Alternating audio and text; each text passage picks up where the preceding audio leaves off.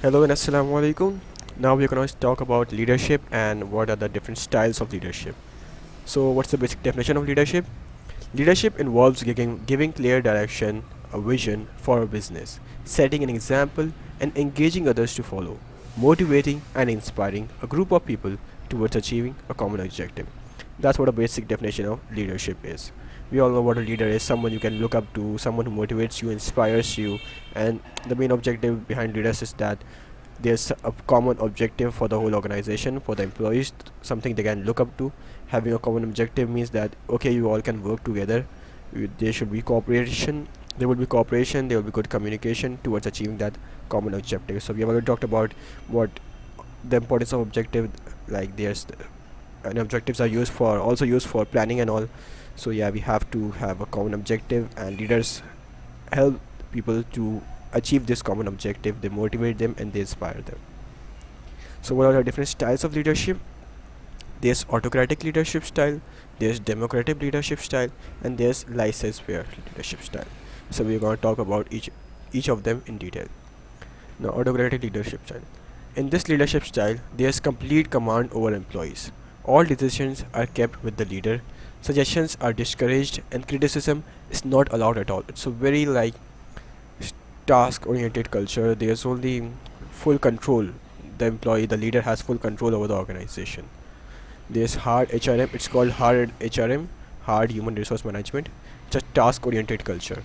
It can also lead to speedy decisions making and high productivity. Why speedy decision making? Because you're not asking anyone for opinions. You are just making whatever you think yourself is better for the organization. You make that decision yourself. And there's high productivity because there's not any discussion or anything involved. You just command them to do so and so work, and the others follow you. So that's all. However, it may also lead to poor employee motivation and high labor turnover. Why is that? Because some employees are not too well with this side sort of leadership.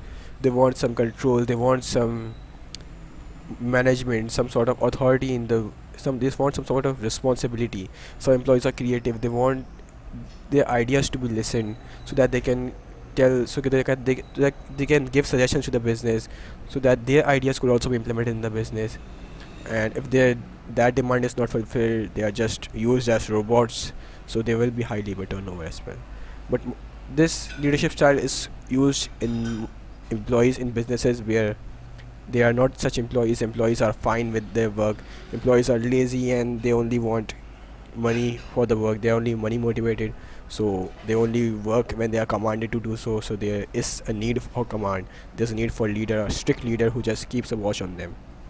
And it's also useful for people who are like it's also useful for businesses where there's no time for discussion.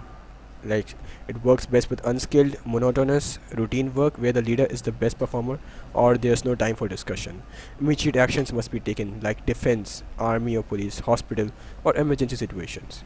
In such businesses, it is very important to have quick decision making, so that's where the autocratic leadership style is the most suitable. It also works if employees are content with getting the job done. They do not desire for more involvement or empowerment. They are motivated by theory X approach. Now, what is theory X and theory Y? We are going to be discussing that in the next video. McGregor's leadership style.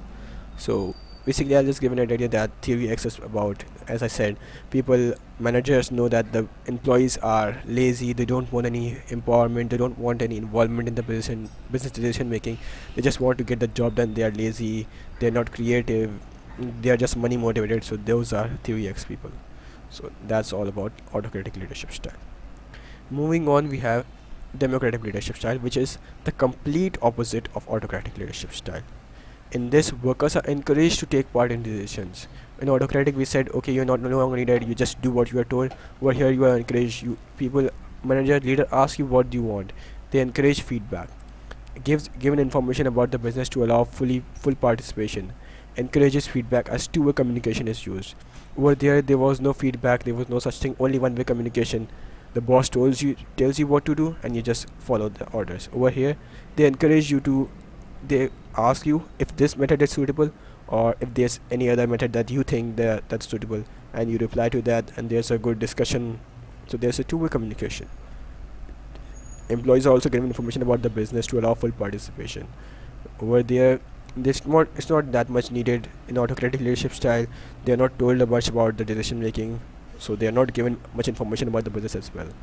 But over here, they are given information about the business to allow full participation. However, of course, there will be slow decision making due to which business might fall behind from competitors. As we said earlier, autocratic leadership style, there was fast decision making, but over here there will be slow decision making because of the communication, because of the feedback, the two-way communication, because there's a lot of discussion.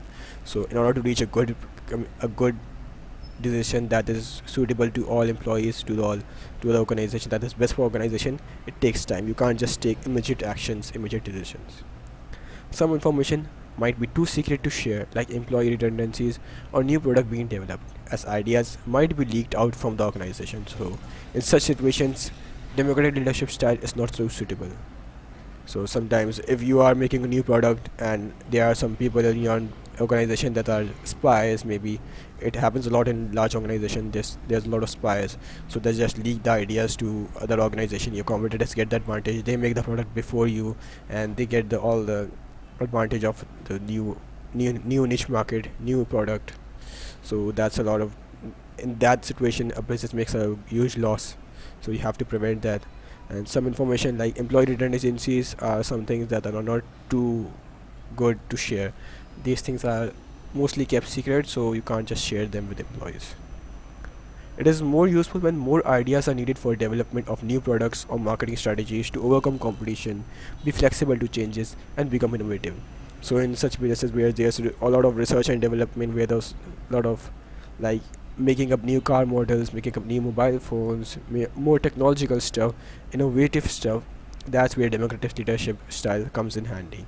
In such situations, you need more ideas, you need to come up with a better strategy, you need to overcome your competition, you need to make something new. So that's where democratic leadership is the most suitable one. Now moving on, laissez-faire leadership style. This is not a third type of leadership style. In autocratic it was full control, in democratic control was, you have democracy was there, people were encouraged for two-way communication, but in this the manager trusts employees to perform the job themselves. So like there's no sort of control at all. At least in democratic style there was some sort of control. There was a leader who was cooperating the whole organization, taking their ideas, coming up with a solution. There was some sort of communication at least. Where their employees are just said, do whatever you want. Either it's because the management trusts their employees, or they are too busy or lazy to intervene. That's true. Some organizations have some. So it's a hands-off approach as opposed to autocratic. Most decisions are left to the workforce. Views are shared and suggestions are welcomed. However, there might be a lack of feedback, which might be demotivating for employees, because you don't even listen what they say. You just say whatever you want, just do it yourself. So there's a lack of feedback. It is useful when employees are skilled, loyal, and experienced, or requires employee creativity like software development. So if you know your employees are skilled, you know they are loyal to the business, they won't do something stupid, and they're experienced, they are creative enough, so you just hand them the major decision making stuff. You just say whatever you want, whatever you think is best for the business, then do it. So the employees just follow that. And that's all for the leadership styles. We've talked about autocratic, democratic, and laissez-faire. In books you might see about paternalistic leadership style, but that's not part of our course. Our course only talks about these three. And majorly laissez-faire is also not too common. There's more of autocratic and democratic, the two common ones. So that's all for today. Thanks for watching. Allah Hafiz.